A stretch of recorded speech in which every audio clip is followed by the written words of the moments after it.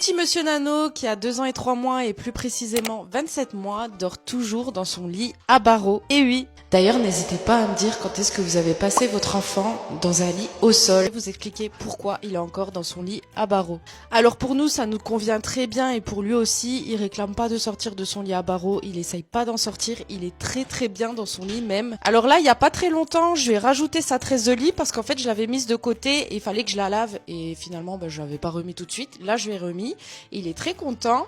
Je lui ai rajouté comme ça un coussin qui vient de chez Shein. Par contre, d'ailleurs, je viens de lui commander une thé d'oreiller Cars avec plein de cadres qui vont avec parce qu'il est fou de Cars. Oui, je te rends ton oreiller, mon bébé. Oh.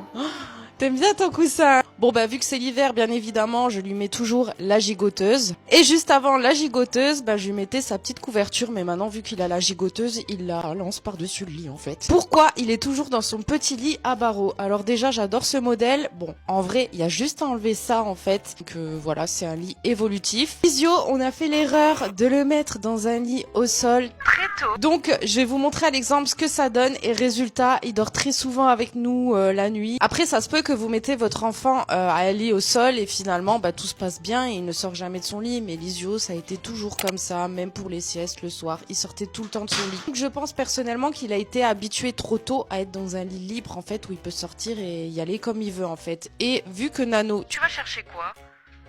Oh là là, je vous jure hein. Tiens. Donc voilà, Nano est très bien dans son petit lit, il dit rien, et à partir du moment où il va vouloir sortir tout seul, à essayer d'enjamber et tout, là ce sera le moment, je pense, d'enlever ça, et ensuite, par la suite, on mettra un autre lit tout grand. Et pas maintenant, donc pour le moment, ça nous convient très bien comme ça. N'hésitez pas à me dire dans les commentaires comment ça se passe chez vous. Voilà, je vous fais plein de gros bisous.